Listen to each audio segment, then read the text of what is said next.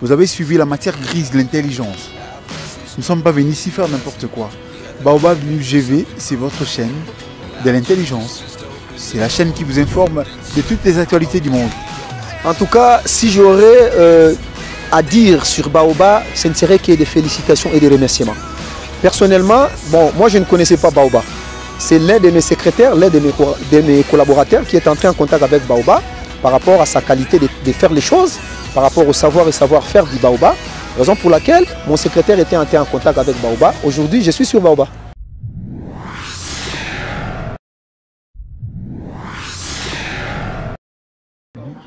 Je suis le professeur Claude Soumata, professeur d'économie, enseignant à l'Université pédagogique nationale et à l'Université catholique du Congo.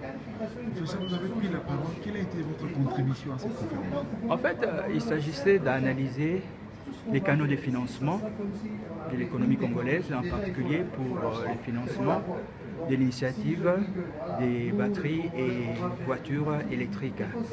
Bon, en fait, nous essayons de voir quels sont les mécanismes à mettre en place pour pouvoir stimuler la production et impliquer surtout les acteurs locaux à participer au financement de ce projet. Alors l'idée essentielle, c'est de renforcer aussi le rôle de l'État à travers la Banque centrale pour pouvoir créer des pistes et impliquer aussi les acteurs locaux à ce processus. Comment par exemple financer les secteurs artisanaux dans le domaine minier. Donc mettre en place des pistes pour avoir des synergies favorables dans ce sens. Alors un volet essentiel a consisté à analyser aussi l'implication de la diaspora. Les transferts des fonds de la diaspora constituent des sommes énormes, des sommes qui sont même au-delà de l'aide publique au développement, n'est-ce pas? Alors comment canaliser ces fonds? Étudier des passerelles qui permettent l'implication des acteurs de la diaspora au financement de ce genre de projet. Donc là, ça renvoie à la mise en place des incitations pour pouvoir canaliser ces ressources vers ces secteurs. Voilà un peu ce qu'on avait dit de manière générale.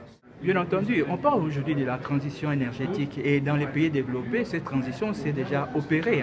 Il y a de plus en plus de voitures électriques qui circulent. Évidemment, dans les pays à développement, ça commence à venir.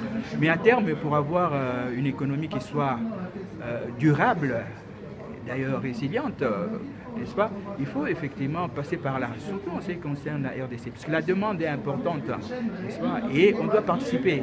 Les ressources sont énormes. On est actuellement des pourvoyeurs des matières premières à l'état brut.